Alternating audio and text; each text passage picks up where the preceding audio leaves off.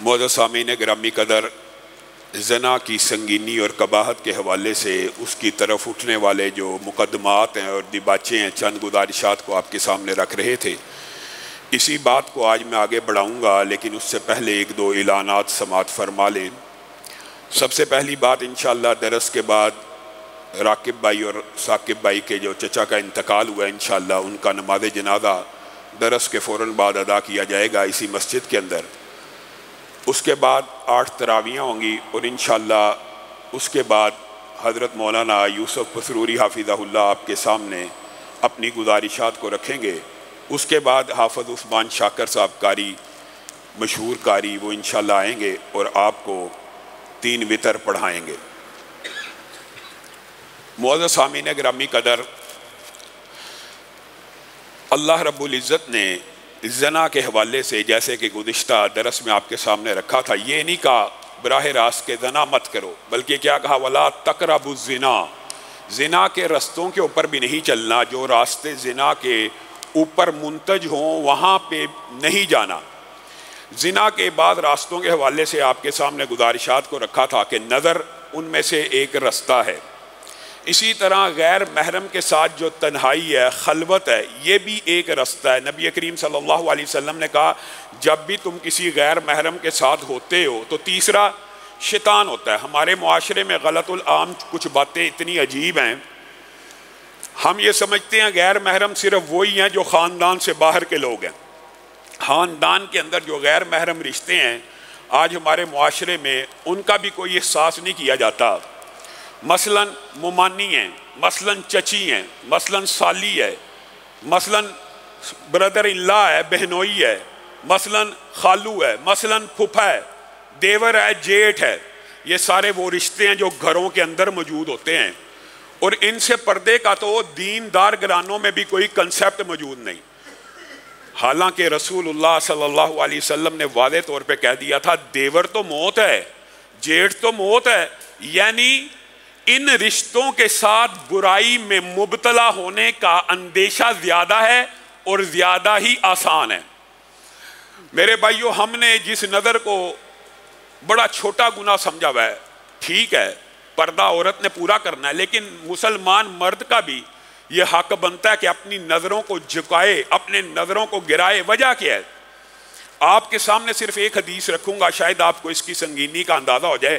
بات آج تیزی سے مکمل کریں گے تاکہ زیادہ سے زیادہ احادیث کور ہو جائیں۔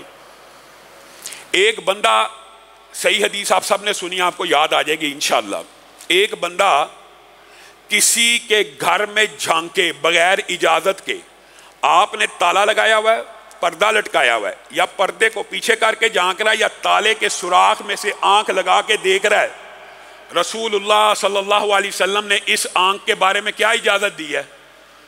ہاں الحمدللہ سب کو پتہ ہے۔ رسول اللہ صلی اللہ علیہ وسلم نے کہا یہ جو تیرے گھر میں غیر محرموں کے اوپر آنکھ اٹھ رہی ہے، اگر یہ آنکھ تالے میں سے، پردے میں سے جھانک رہی ہے تیرے گھر کی عزتوں کو، تیرے گھر کی ماؤں بہنوں بیٹیوں کو، تو اس کی آنکھ کو پھوڑ دے، تیرے اوپر کوئی بھی دیت نہیں ہے۔ صرف اسی پر بس ہے۔ بات مزید آسان کرنے کے لیے حضرت عمر کے دور میں عورتوں کے اوپر یہ فرض ہے کہ اپنی عزت کا دفاع کریں، اور یہ واقعہ بھی صحیح سند سے ثابت ہے۔ حضرت عمر کے دور میں ایک باندی کو ایک آدمی نے ورگلانے کی کوشش کی، اس باندی نے اس کو دھکا دیا، وہ مر گیا۔ اب حضرت عمر سے اس مرنے والے کا کنبہ قبیلہ آ کے کہنے لگا ہمیں دیت دی جائے یا قصاص کیا جائے۔ اس باندی نے کہا اس نے میری عزت کے اوپر حملہ کیا تھا، میں نے جوابی دفاع کرتے ہوئے اس کو مار دیا۔ تو حضرت عمر نے تفتیش کے لیے ہرکارے بھیجے، اور بعد میں کیا کہا تھا؟ قتیل اللہ، اس کو اللہ نے قتل کیا ہے، عمر اس کی کبھی بھی دیت کو ابدا کبھی بھی ادا نہیں کرے گا، اس کی دیت نہیں ہوگی۔ گویا وہ آنکھ کا پھوڑنا جو گھر میں جھانک رہی ہے اس کی بھی دیت نہیں ہے، حتیٰ کہ جو بندہ عزت کے اوپر حملہ آور ہو، اس کو اگر اس سے جان چھڑانے کے لیے اور کوئی سبیل نہ ملے عورت کو، اس کی بھی کوئی دیت اسلام میں موجود نہیں۔ یہ اسلام کے قوانین اگر معاشرے کے اندر رائج ہو جائیں تو معاشرے سے برائیاں ختم ہو جائیں گی۔ یہ جی بچوں کے ساتھ جی ریپ ہوتا، جی چھوٹی چھوٹی بچیاں، یہ جی مولوی جی یہ دیکھیں جی چھوٹی بچیوں میں کون سی ایسی بات ہے؟ جب ہم کہتے ہیں ٹھیک ہے ریپ ہو گیا تو اس کی سزا کیا ہونی چاہیے؟ موت ہونی چاہیے۔ جی کیپٹل پنشمنٹ نہیں ہونی چاہیے.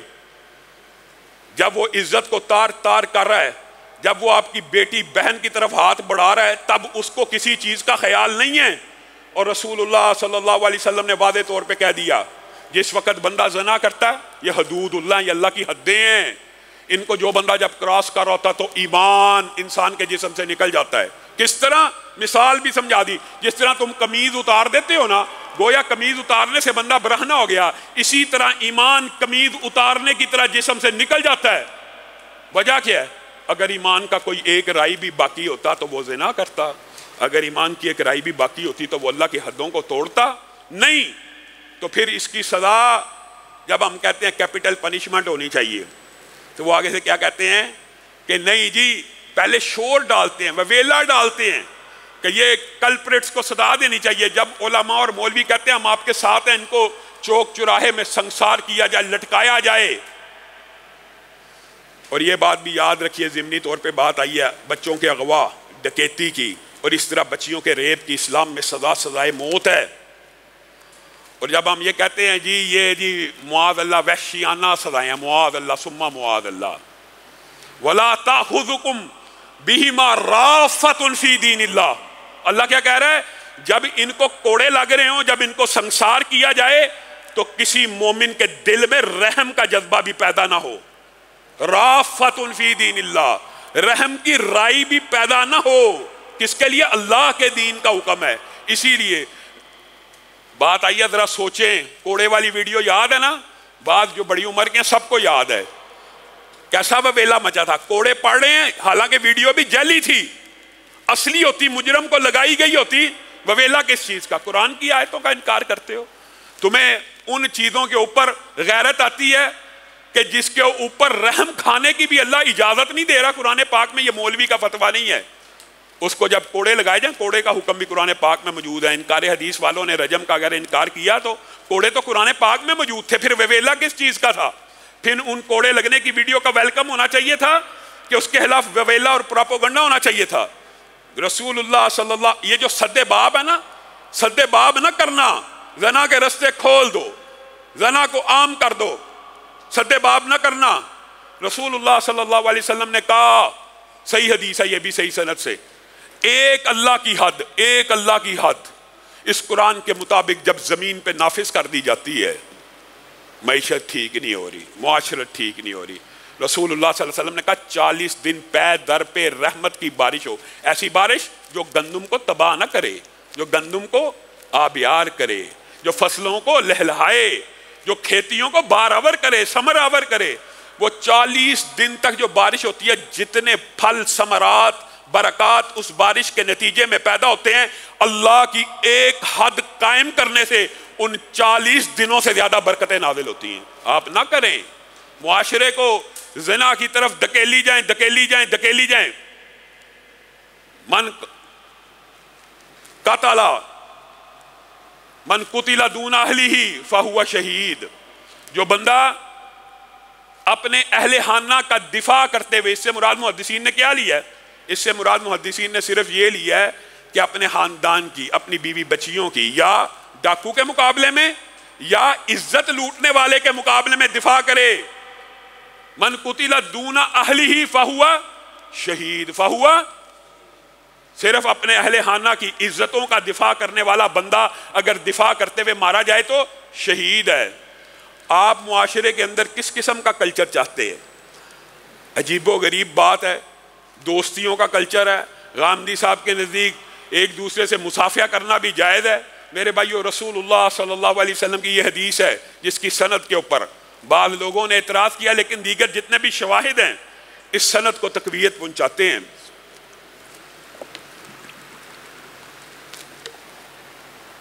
وہ حدیث کیا ہے کہ ایک تو میں آپ کو بات بتاؤں، بات آئی ہے تو آپ اگر یہودیوں کی یا یہودیوں کو چھوڑیں، چلے آپ کہیں گے پرانا مذہب ہے، انجیل کی جو اسلام سے پچھڑا ہے، انجیل کے اندر آج بھی حضرت عیسیٰ کی یہ حدیث موجود ہے، آج بھی تحریف کے باوجود، کہ وہ آنکھ جو غیر محرم کے اوپر اٹھے اس آنکھ کو باہر نکال دے، کہ اس آنکھ کی وجہ سے تیرا پورا جسم جہنم میں جلنا ہے، اس سے بہتر ہے وہ تو آنکھ ضائع کر دے. تاکہ باقی جسم جہنم سے بچ جائے. یہ حدیث حضرت عیسیٰ کی انجیل میں آج بھی موجود ہے، اور ہمارے مذہب میں یہ حدیث موجود ہے جس کے سند کے اوپر آپ کے سامنے رکھا کہ بات کو اعتراض ہے، لیکن تقویت پہنچاتی ہے دیگر روایت. وہ کیا ہے کہ تمہارے لیے بہتر ہے، تم سب کے لیے بہتر ہے، میرے لیے بہتر ہے، تم سب کے لیے بہتر ہے. کہنے والے کے لیے، میری ماؤں بہنوں بیٹیوں کے لیے غور کریں، آپ سب کے لیے بہتر ہے کہ آپ کسی غیر محرم کو ہاتھ لگانے سے پہلے کسی غیر محرم کو چھونے سے پہلے اپنے ماتھے کے اوپر ایک کیل رکھیں اور ایک ہتھوڑی پکڑیں اور اس کیل کو اپنے ماتھے میں ٹھوک دیں. کس چیز سے بہتر ہے؟ غیر محرم کو ہاتھ لگانے سے پہلے. غامدی صاحب کے نزدیک مصافحہ بھی جائز ہے. رسول اللہ نے فرمایا میں عورتوں کو مصافحہ کرنے کے لیے نہیں آیا، حتیٰ کہ رسول اللہ جب آیات بیعت کی تلاوت کیا کرتے تھے عورتوں کو نہیں تھا پتا. ایک مرتبہ یہ بھی ہوا، ایک عورت نے پردے کی اوٹ سے ہاتھ کو سمجھا جس طرح مرد ہاتھ کے اوپر ہاتھ رکھ کے بیعت کرتے ہیں، تو ایسے ہی رسول اللہ کے ہاتھ کے اوپر ہاتھ رکھ کے بیعت کرنی ہے. رسول اللہ صلی اللہ علیہ وسلم نے اس پردے کی اوٹ سے آتے ہوئے ہاتھ کو دیکھا. رسول اللہ نے اس کو زبان سے خاموش کروایا یا اس کو کہا پیچھے ہو جا، بلکہ کیا کیا؟ اپنی آنکھوں کے اوپر اپنے ہاتھ کو رکھ لیا اور کہا ہے عورت، میں محمد صلی اللہ علیہ وسلم ہاتھ ملانا تو دور کی بات ہے، ان ہاتھوں کی برہنہ انگلیوں کو بھی دیکھنا گوارا نہیں کرتا. آپ کا اور میرا نبی شرم و حیا میں ایسا ہے. بعض صحابہ کے بارے میں عجیب و غریب واقعات ہیں، آپ حیران رہ جائیں گے سن کے. طویل باب ہے. اللہ کی قسم صحابہ تنہائی میں بھی رب کا حیا کیا کرتے تھے، اور بعض صحابہ نے یہ دعویٰ بھی کیا ہے کہ ہم نے تنہائی کے اندر بھی کبھی اپنے ہی جسم کی طرف، اپنے ہی شرمگاہ کی طرف متوجہ ہونا گوارا نہیں کیا. ایسے ایسے صحابہ، حضرت عثمان جیسے صحابہ موجود ہے، اور یہ حیا ہے. اور میں اور آپ ایسے بے حیا ہیں، بے لگام ہیں. حضرت ثوبان کی حدیث ہمیں یاد نہیں رہی اور زنا کے عقاب ہمیں یاد نہیں رہے. حضرت ثوبان نے کہا تھا یہ خاص طور پہ اللہ کے حدود کو توڑنے کے جرائم کے بارے میں حدیث ہے کہ کل قیامت کے دن پہاڑوں جتنی نیکیاں ہوں گی، سارے نیکیوں کے پہاڑوں کو نیکیوں کے پلڑے میں ڈالا جائے گا. وزن صفر، وزن زیرو، وزن رائی کے دانے کے برابر. یہ کون لوگ ہیں؟ اتنی نیکیاں لے کے آئے، اتنی عبادتیں لے کے آئے، ان کے گناہوں کو ان کی نیکیوں کو اتنا ہلکا کیوں کر دیا گیا؟ ان کی نیکیوں کا وزن ہی کیوں نہیں؟ وزن تلنے میں ہی نہیں آ رہا، 1 گرام وزن نہیں نکل رہا. یہ وہ لوگ ہیں جو نیکیاں تو کرتے تھے، لوگوں کے سامنے کرتے تھے، مسجد میں نمازیں پڑھتے تھے، مسجدوں میں آ کے خطبے دیتے تھے، لیکن جب اپنے گھروں میں چلے جاتے تھے، جب بھی تنہائی میں اللہ کی حدود کو توڑنے کا موقع ملتا تھا توڑ دیتے تھے. تنہائی میں کون سی حد توڑنے کا موقع ملتا ہے؟ محدثین نے یہ بھی لکھا سب سے زیادہ جو حد تنہائی میں توڑی جاتی ہے وہ غیر محرموں کے ساتھ توڑی جاتی ہے. ہاں شراب بھی ہے مانتے ہیں، لیکن یہ حد جو اللہ تعالیٰ نے قائم کی ہے، آپ اور میں چٹ چیٹ، چیٹنگ، ان چیزوں کو برا سمجھتے ہی نہیں ہیں. کسی عورت کے دل کے اندر محبت کا بیج بونا، کیونکہ حصے ذکاوت ہے. ایک اللہ تعالیٰ نے مخلوق ایسی پیدا کی ہے جو اپنی تعریف سے خوش ہوتی ہے. ساری دنیا کو، مردوں کو پتا ہے، وہ تعریف کر کر کے اس کے دل میں محبت کا بیج بوتے ہیں، لیکن ہمیں اس کے عقاب کا، ان کے نتائج کا اندازہ کوئی نہیں ہے. رسول اللہ صلی اللہ علیہ وسلم نے فرمایا مجاہد فی سبیل اللہ ہو، اللہ کے راہ پہ چلنے والا ہو. اس سے مراد علماء، خطبہ، واعظین بھی ہیں اور مجاہد اور غازی بھی ہیں. اگر وہ اپنے کسی دوست یا خادموں کی یا ملازموں کی یا رشتہ داروں کی ڈیوٹی لگا کے جائیں، اور یہ حدیث بھی صحیح ہے، یہ حدیث بھی صحیح ہے کہ یہ جو مجاہدین ہوتے ہیں یا علماء یا واعظین ہوتے ہیں، یہ جو غازی فی سبیل اللہ ہوتے ہیں، ان کی بیویوں کا حکم امت کے لیے ماؤں جیسا ہے، ماؤں جیسا. کیونکہ یہ لوگ اللہ کے راستے پہ چلنے والے، دین کے راستے پہ چلنے والے ہوتے ہیں. ان کی زیادہ وقت، زیادہ سٹرگل، زیادہ محنت دنیا میں گزر رہی ہوتی ہے، تو باقی امت کے اوپر فرض ہے کہ اپنی ماؤں کا، ان کو ماؤں کی نظر سے دیکھیں، ان کا احترام کریں، ان کی ضروریات کا خیال رکھیں. تو رسول اللہ صلی اللہ علیہ وسلم نے کیا کہا؟ یہ جو عام جی کسی لڑکی سے بات کر لی اس کو معاذ اللہ.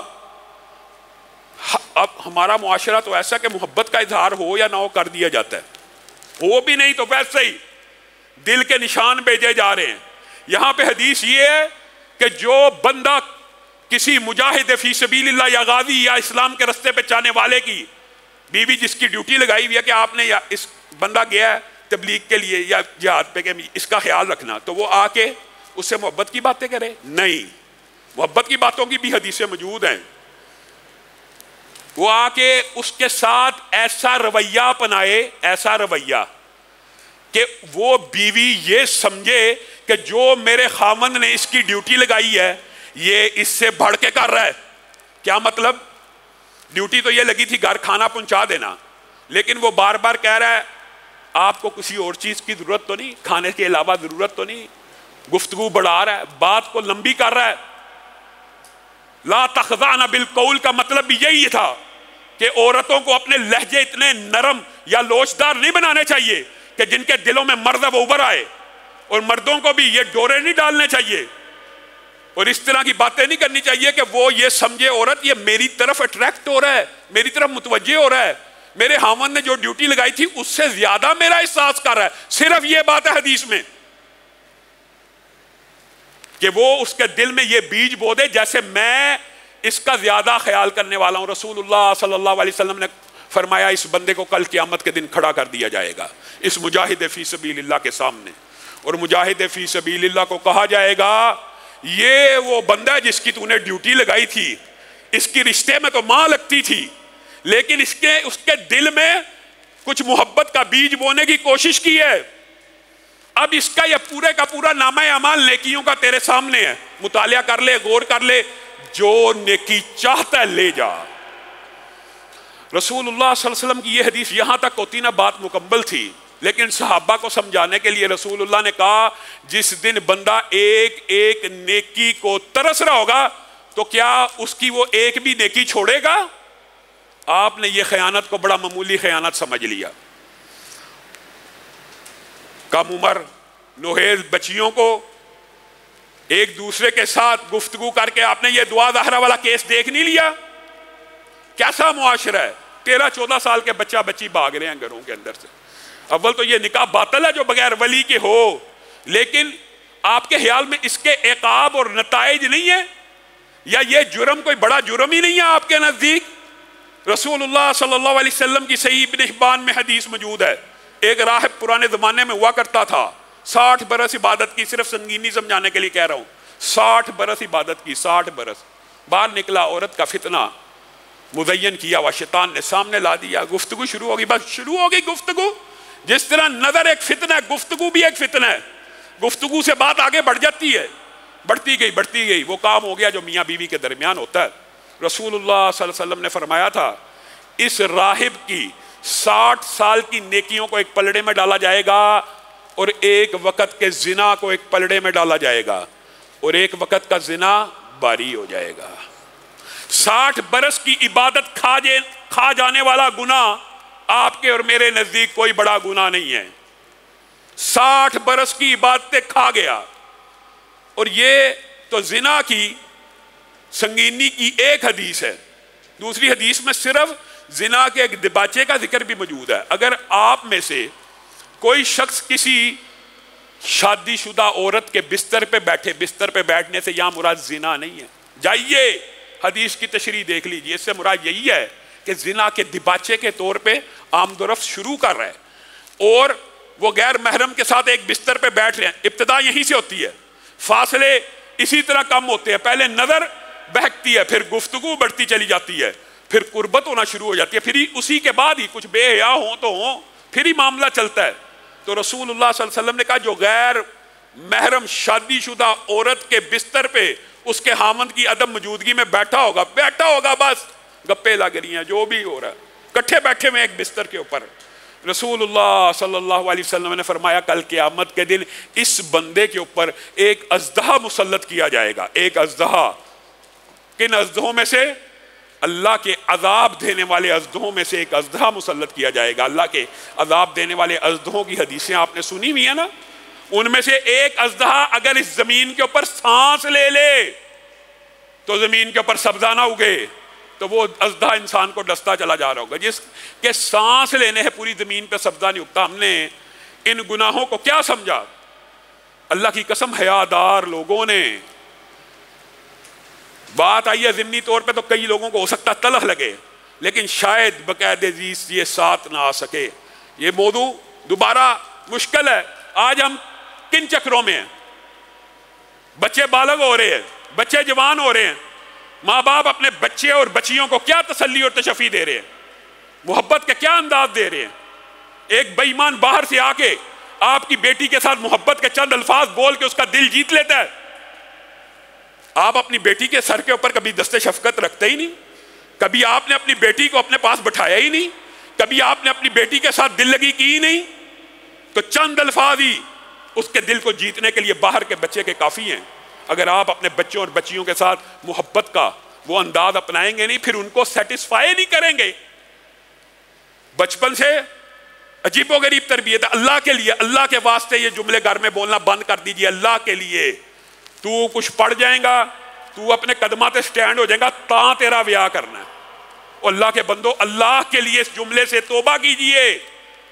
کم از کم بچے کو یہ کہیے میرے بیٹے کوئی غلط حرکت تو نے نہیں کرنی. جب تو کہے گا، جب تیرا دی چاہے گا میرے کان میں آ کے کہہ دیں کہ میں نکاح کرنا چاہتا ہوں، میں اسی دن تیرا نکاح کر دوں گا. اللہ کی قسم یہ مرہم اور پاہا آپ رکھ کے دیکھیں تو صحیح. آپ اپنے بچے کو فرسٹریشن کا اسی دن سے شکار کر دیتے ہیں. جی تیری شادی، بیٹیوں کو بھی ڈاکٹر نہیں بنو گی تو شادی نہیں کریں گے، پڑھو گی نہیں تو شادی نہیں کریں گے. جیسے ہی بچہ بچی بالغ ہو جائیں، اسلامی دینی تربیت یہ ہے اگر آپ کے پاس وسائل ہیں ان کی شادی کر دیجئے. عجیب و غریب معاملہ جی. کیریئر بن رہا ہے، کیریئر بن رہا ہے، کیریئر بناتے بناتے ٹریکٹروں کا جنازہ نکال دیا ہے. کیریئر نہیں بنا، بچہ پاؤں پہ کھڑا ہو گیا ہے. بچہ جہنم کے گڑھے میں جا گرا ہے پاؤں پہ کھڑا کرتے کرتے. کیریئر بن رہا ہے. آپ نے بچے اور بچی کو کیا کہنا ہے؟ یہ اسلامی تربیت ہے. اگر آپ کے پاس وسائل ہیں، ان یکونوا فقراء یغنیہم اللہ من فضلہ، اللہ کی قسم آپ فقیر ہوں. اگر بلوغت کے وقت رسول اللہ کی حدیث کے اوپر عمل کریں گے، قرآن کی آیت کے اوپر عمل کریں گے، ان یکونوا فقراء یغنیہم اللہ من فضلہ، اگر وہ فقیر ہی کیوں نہ ہوں گے اللہ تعالیٰ ان کو اپنے فضل سے غنی کر دے گا. عزت کی حفاظت ہے، عصمت کی حفاظت ہے. بچوں کو کیا کہنا ہے؟ اچھا جی معاشرے میں عجیب الٹا ٹرینڈ ہے جی. ہمارے بچے ہمیں کہتے ہیں جی شادی کر لو، شادی کرا دو، ہماری شادی ہونی چاہیے. بڑے بے حیا تو ہے. یہ بچہ با حیا ہے. وہ اپنی عزت کی حفاظت کرنا چاہتا ہے جو تیرے کان میں بار بار آگے کہہ رہا ہے میرا نکاح کرو. تجھے یہ بچے بے حیا لگ رہے ہیں؟ الٹا آج کل معاشرے کے اندر صاحب ہے. اور دوسری بات، اگر آپ کے پاس وسائل نہیں ہیں، آپ بچوں کی یہ تربیت تو کریں. بیٹا جہاں تو چاہتا ہے میں تیری منگنی وہاں کروں گا، جہاں تو چاہتا ہے میں تیری شادی وہاں کروں گا. بیٹی کو بھی یہ کہ جو تجھے اچھا لگتا ہے میں کوشش کر رہا ہوں، میں سٹرگل کر رہا ہوں، میں وہاں تیری شادی کروں گا، فکر نہ کر. اور میں آپ کو ایک بات بتاؤں، اگر آپ اپنے بچوں بچیوں کو ان برائیوں اور فحاشیوں اور رانیوں اور اس سیلاب سے بچانا چاہتے ہیں، ان کی نسبتیں طے کر دیں. اگر آپ یہ سمجھتے ہیں کہ ابھی شادی کے وسائل نہیں، نسبت طے کریں. نسبت طے ہونا بھی سدے باب کے اندر علماء نے لکھا ہے. کیوں؟ کیا ہوتا ہے؟ انسان ایک طرف متوجہ ہو جاتا ہے. اللہ تعالیٰ قدرتی طور پہ دونوں دلوں کو ایک دوسرے کی طرف مائل کر دیتا ہے. ادھر ادھر دیکھنے کی پھر شیطان تو ہے ہی ہے، لیکن گنجائش کم ہو جاتی ہے. اور پھر ان کو ہر وقت حوصلہ دیتے رہے، ان کے اوپر محنت اور تربیت کرتے رہے. جب تو کہے گا تیرا نکاح ہو جائے گا، مجھے تیری شکایت نہیں آنی چاہیے. یہ اگر آپ الفاظ کہیں گے نا تو بچے کے اندر فرسٹریشن پیدا نہیں ہوگی کہ میرا باپ تو جب میں چاہوں شادی ہو جائے گی، میرا باپ تو مجھے سپورٹ کرنے کے لیے تیار ہے، میری ماں تو مجھے سپورٹ. اگر آپ کہیں گے نہیں میں تیری شادی کرنی نہیں جدوں تک تیرا جناب تو ڈاکٹر نہیں بن جاتا، پھر بچہ بے ایمان بن جائے گا. ڈاکٹر پھر پیسے بنانے والی مشین بناتے رہیں بچوں کو. پھر آپ ان سے یہ چاہتے ہیں یہ بچے ہمارے لیے صدقہ جاریہ بھی بن جائیں. پھر وہ آپ کو پیسے تو بیچتے رہیں گے، امریکہ سے بھی پیسے تو آتے رہتے ہیں، لیکن بچے جنازوں میں شریک نہیں ہوتے. آپ نے ان کو بنایا ہی پیسے بنانے والی مشین ہے، پھر گلا کس چیز کا؟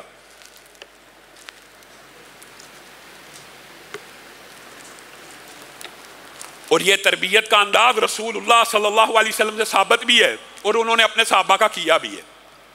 حضرت ابو ہریرہ خود بیان کرتے ہیں. میرے بھائیو حدیثیں ان کی ایک ایک حدیث جتنی حدیثیں بیان کی ہیں تشریحات لمبی ہیں لیکن چاہتا ہوں تیزی سے بات مکمل ہو. حضرت ابو ہریرہ کی ایک حدیث اس کے اوپر غور کرنا, آپ نے بعد میں بھی سوچنا ہے. اے اللہ کے رسول میرے پاس وسائل نہیں ہیں کہ میں شادی کروں, عورت کو کچھ دینے کے لیے حق مہر نہیں ہے اس کو پالنے پوسنے کے لیے, اللہ کے لیے مجھے خصی ہونے کی اجازت دے دیجیے, اللہ کے لیے مجھے نامرد ہونے کی اجازت دے دیجیے. صحابی رسول کہہ رہا ہے. میں اور آپ یہ سمجھتے ہیں جی نہیں ہمارا بچہ بڑا اس کا نفس جی کنٹرول میں ہے, وہ بڑے ضبط میں ہے. وہ بعد میں پتہ لگتا ہے جب شکایتیں آ جاتی ہیں کہ کتنے کو کنٹرول میں ہے. وما ابرئ نفسی, ایک پیغمبر اور رسول خدا کہہ رہا ہے وما ابرئ نفسی ان النفس لامارۃ بالسوء.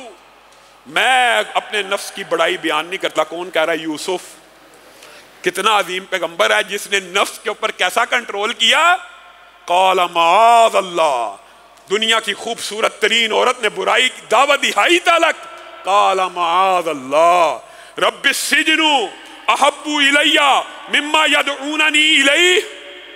اے اللہ 9 سال کی قید برداشت کر لوں گا, اس چیز کی طرف نہیں جاؤں گا. وَإِلَّا تَصْرِفْ عَنِّي كَيْدَهُنَّ, اور ساتھ ہی اللہ سے مدد بھی مانگ لی, اللہ اس فتنے کو دور کر دے, ان عورتوں کو میرے سے پیچھے لے جا, ان کو پیچھے ہٹا دے.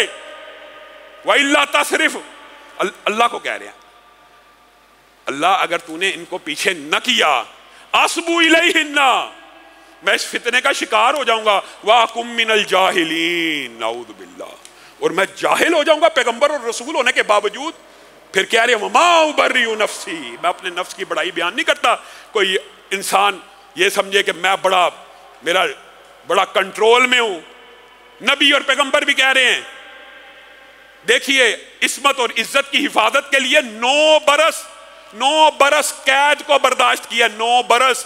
اگر ایک حضرت ابو ہریرہ کی یہ حدیث سمجھ آ جائے نا کہ اللہ کے رسول نام مرد ہو جائیں, ہمیں اجازت دے دیجئے, ہمیں شہوت ہوتی ہے, نفس ابھارتا ہے, یہ عورت اور مرد دونوں کے لیے یکساں ہے. اسی طرح دیگر صحابہ سے دوسری حدیث میں شامل ہے کہ اللہ کے رسول ہم غزوات میں جاتے ہیں, جنگیں لڑتے ہیں, ہمارے نفس بھی ہیں, کیا ہم خسی نہ ہو جائیں, ہم نامرد نہ ہو جائیں, اپنی عزتوں کی عصمتوں کی غیر حلال شدہ رستوں کی طرف دیکھنے کی بجائے اپنے آپ کو کہہ رہے ہیں. میں اور آپ نے کیا تربیت کی اپنے بچوں کی, یہ حالے چھوٹی ہے, حالے بچی ہے, بچی ہے, بچی ہے, بچی ہے, ابھی بچی ہے, یہ بچیاں ہی ہیں. ان کے ڈریس دیکھ لیں, ان کے لباس دیکھ لیں, بچی بالغ ہو جاتی ہے, بادو کپڑوں کے ساتھ موجود نہیں ہے.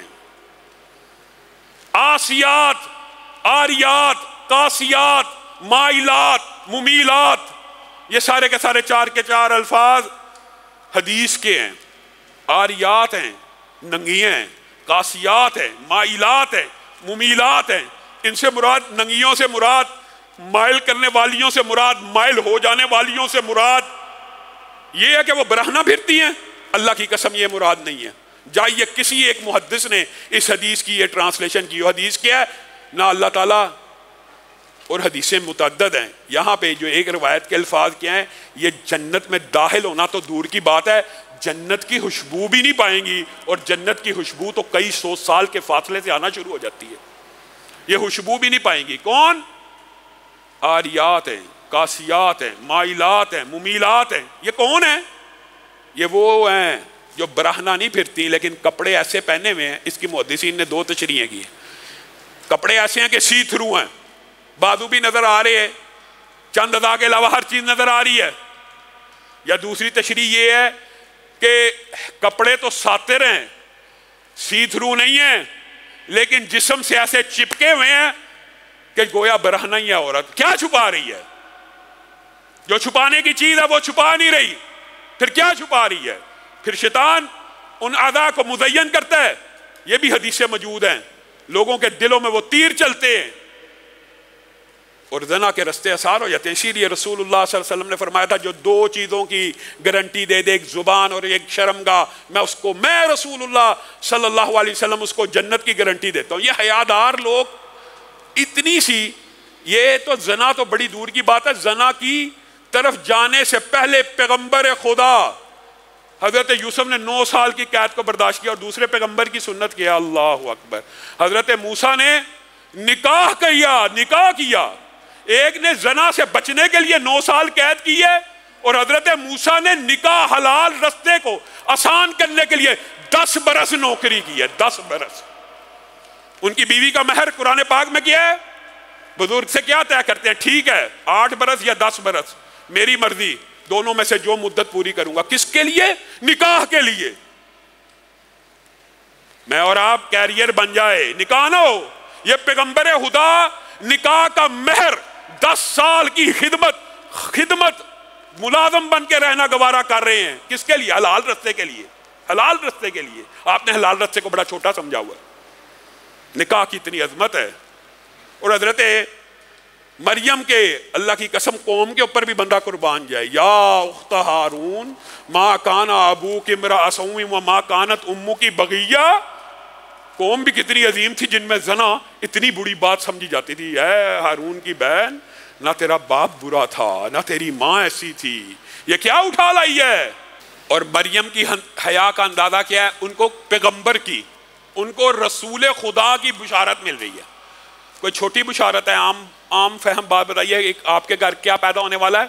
ایک رسول، ایک نبی، ایک بہت جلیل القدر پیغمبر پیدا ہونے والا ہے. وہ آگے سے کیا کہہ رہی ہیں؟ یا لیتنی مت قبل ھذا وکنت نسیا منسیا. سبحان اللہ. مریم کی پاک بازی کی بھی انتہا ہے. بشارت پیغمبر کی، رسول کی، اور وہ رو رہی ہیں یا لیتنی مت قبل ھذا. اے کاش اس بشارت اور خوشخبری سے پہلے کہ میں بچہ جنوں گی بغیر خامند کے، لوگ کیا کہیں گے؟ یا لیتنی مت قبل ھذا وکنت نسیا منسیا. اے کاش کہ میں اس سے پہلے مر چکی ہوتی اور میرا نام و نشان ہی دنیا میں نہ ہوتا. ماں عائشہ کی پاک بازی کا عالم کیا؟ 6 باتیں ہیں محدثین نے ذکر کی ہیں. جب پتہ لگا تہمت لگی ہے، ماں باپ کو کہنے لگی میرے ساتھ آپ نے صلہ رحمی نہیں کی، آپ نے مجھے بتایا ہی نہیں کہ میرے بارے میں یہ الزام لگ رہے ہیں. بے ہوش ہو کے گر پڑی، بخار کی شدت میں اضافہ ہو گیا، جسم کانپنے لگا. 2 راتیں لگاتار اور 1 دن روتی رہی. کیا گناہ کیا تھا؟ گناہ کا صرف الزام تھا، الزام جھوٹا جس کو اللہ نے آسمان کی بلندیوں سے ریجیکٹ کر دیا. اس الزام کے لگنے، اس بہتان کے، یہ اتنا کبھی اور سنگین جرم ہے. وہ پیغمبر خدا کی ماں بن رہی ہیں اور وہ کہہ رہی ہیں کاش میں مر جاتی. ماں عائشہ کے اوپر جھوٹی تہمت لگ رہی ہے اور وہ بے ہوش ہو کے گر رہی ہیں. اور اس کی تہمت لگانے والوں کے اوپر بھی ان الذین یرمون المحصنات الغافلات المؤمنات لعنوا. قیامت تک کے لیے یہ حکم ہے. جو بندہ کسی پاک باز عورت کے اوپر اتنا بڑا ایلیگیشن لگا دے گا، یہ اس کے موت کے برابر ہے.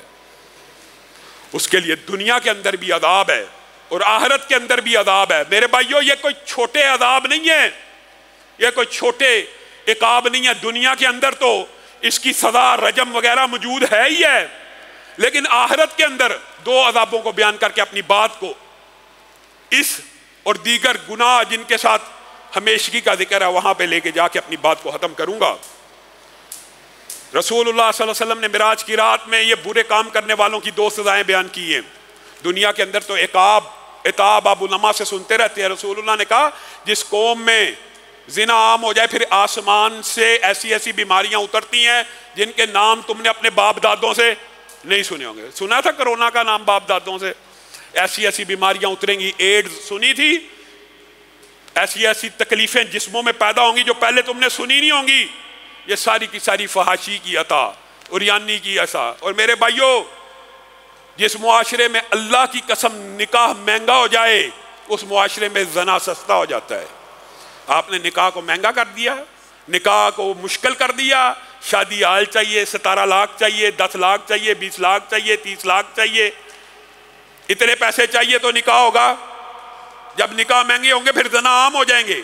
رسول اللہ نے کہا میں نے تندور دیکھا تھا، تندور کے اندر آگ جلی ہوئی تھی، برہنہ عورتیں، مرد اوپر آتے تھے، آگ کم ہوتی تھی، پھر اوپر آتے تھے، پھر کم ہوتی تھی، پھر اوپر آتے تھے.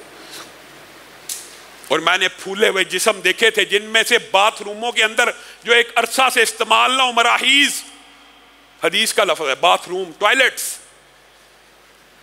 جس طرح ان کے اندر ایک عرصہ نہ دھونے سے سمیل پیدا ہوتی ہے، وہ بدبوئیں آ رہی تھی.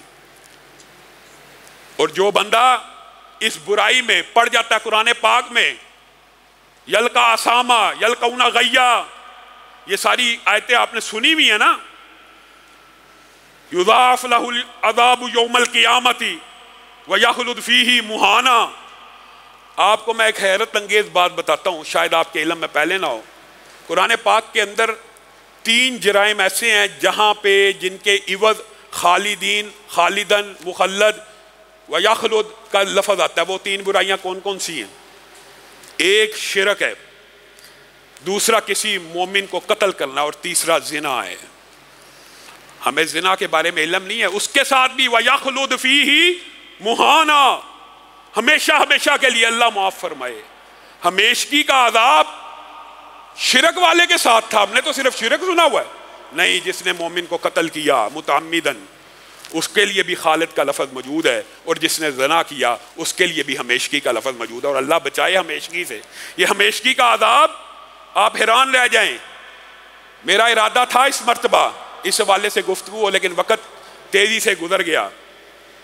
آپ حیران رہ جائیں گے کہ جہنم کی ہمیشگی کا اگر آپ غور کریں کہ ایک حدیث بیان کر سکتی ہے، وہ یہ ہے ساری زندگی عیش و آرام میں رہنے والا 1 سیکنڈ کے 1000ویں حصے میں جہنم سے غوطہ لگایا جائے گا، ساری آسائشیں بھول جائے گا 1 سیکنڈ کے 1000ویں حصے، اور یہاں پہ ہمیشہ کے لیے رہنا ہے.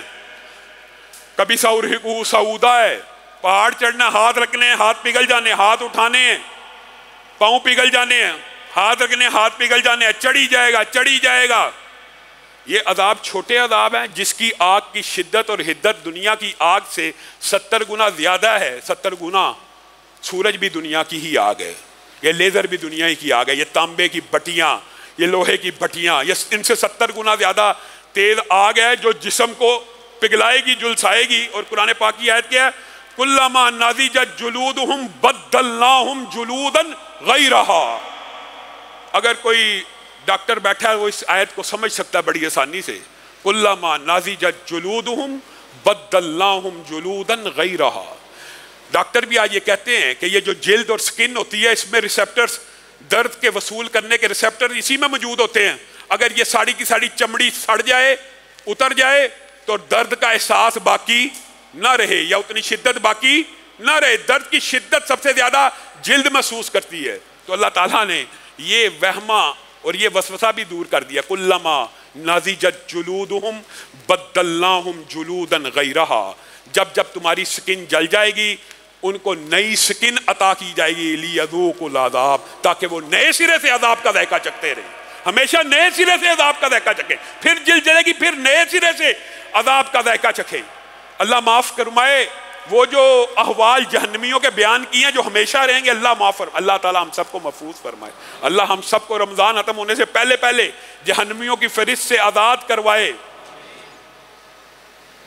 رسول اللہ صلی اللہ علیہ وسلم نے ہر جہنمی کی، اور قرآن پاک میں ہر جہنمی کی جو ایک صفت بیان کی، اللہ تعالیٰ محفوظ رکھے. ہر جہنمی، بعض لوگ کہتے ہیں کچھ عرصہ جہنم میں رہ بھی لیں گے تو پھر نکل ہی آنا ہے. کچھ لوگ کہتے ہیں ہمیں جہنم میں گرمی نہیں لگے گی، میاں والی کی گرمی زیادہ تیز ہے. رسول اللہ صلی اللہ علیہ وسلم نے ارشاد فرمایا کہ جو جہنم کے اندر صرف پانی پلایا جانا نا بندے کو، جب وہ ہونٹ کے قریب آئے گا اوپر والا ہونٹ سر سے بھی اوپر چلا جائے گا اور نیچے والا ہونٹ زمین پہ گر جائے گا. یہ صرف پانی کی بات ہے. اور اس سے ساتھ کیا ہوگا؟ وَشَارِبُونَ شُرْبَ الْحِیمِ، اسی گرم پیپ والے ابلتے ہوئے پانی کو یہ ایسے پیے گا جیسے بھوکا اور پیاسا اونٹ پیتا ہے جس کو بیماری لگی ہوتی ہے پانی پینے کی.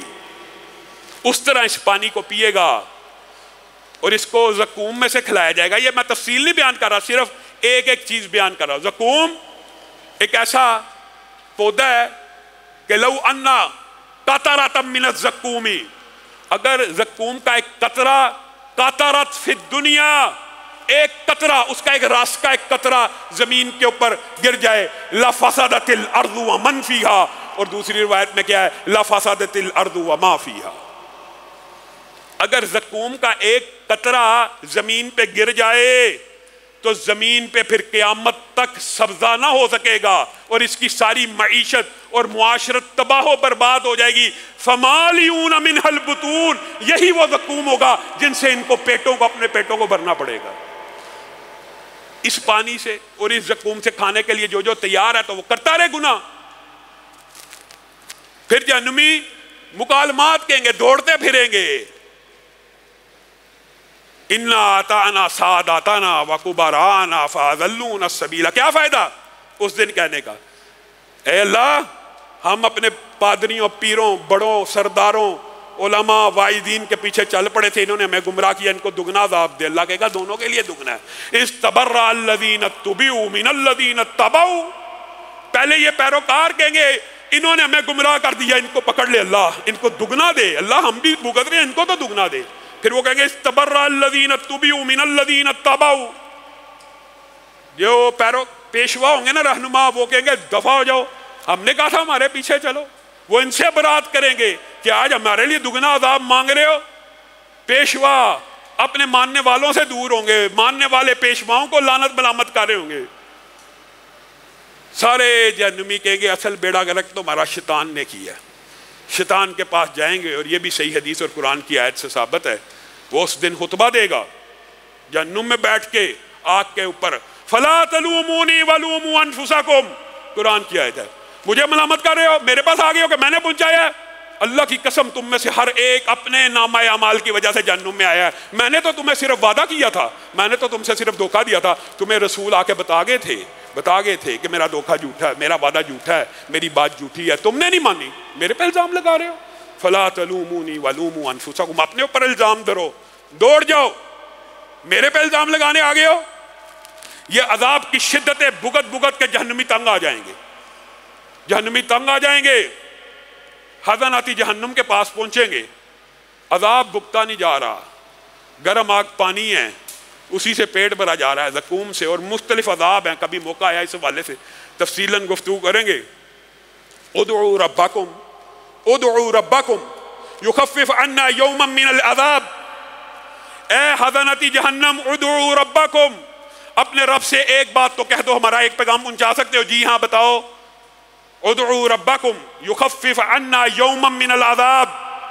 اپنے رب سے کہو اتنا پے در پہ عذاب ہے، ایک سیکنڈ کی مہلت نہیں ہے، ایک سیکنڈ کا آرام نہیں ہے، ایک سیکنڈ کا سکون نہیں ہے، ایک سیکنڈ کی نیند نہیں ہے. آگ ہے، بچھو ہیں، ازدے ہیں، پیپ ہے، خون ہے، کھولتے ہوئے دریا ہے، پانی ہے، زقوم ہے. یخفف عنا یوما من العذاب. اللہ کو کہو اللہ کے لیے ایک دن کی چھٹی دے دیا کرے، ایک دن عذاب کو روک لیا کرے. کیا تمہارے پاس رسول آئے تھے؟ کوئی واعظین ایسے موجود تھے جنہوں نے رسولوں کا پیغام پہنچایا؟ واقع ایک جہنم تھی، آئے تھے. ایک جہنمی اس دن انکار نہیں کر سکے گا. ایک جہنمی بھی یہ نہیں کہے گا میرے تک پیغام نہیں پہنچا. وہ کہے گا ہاں سنی تھی، بات سنی تھی. فَدْعُوا وَمَا دُعَاءُ الْكَافِرِينَ إِلَّا فِي ضَلَالٍ. تو پھر آج چیخو چلاؤ، تمہاری دعاؤں کو آج تمہارا رب سننے والا نہیں ہے. خزانتی جہنم سے مایوس ہو جائیں گے، ایک عرصہ گزار لیں گے. اللہ تعالی ہم سب کو محفوظ رکھے. یا مالک لیقضی علینا ربک. اب یہ جو مالک ہے یہ اللہ نہیں ہے، یہاں پہ مراد جہنم کا دروغہ حاضن فرشتہ ہے جو قرآن پاک میں ذکر ہے. یا مالک لیقضی علینا ربک. اے مالک، اللہ سے کہیے ایک دن کی چھٹی نہیں ملتی، ایک سیکنڈ کا عذاب نہیں ٹلتا. لیقضی علینا ربک، اللہ کو کہ موت ہی دے دے. مالک رب سے کنسلٹ کرنے کے بعد کہے گا انکم ماکثون. تمہارے رب نے جواب دیا ہے تمہاری زندگی ہمیشہ ہمیشہ کے لیے ہے، موت کو قربان کر دیا گیا. جب خزانتی جہنم اور مالک سے مایوس ہو جائیں گے تو اللہ کو ڈائریکٹ پکارنا شروع کر دیں گے. ربنا اخرجنا منہا فَإِنْ عُدْنَا فَإِنَّا ظَالِمُونَ. اللہ تعالیٰ ہمیں ان لمحات سے محفوظ رکھے.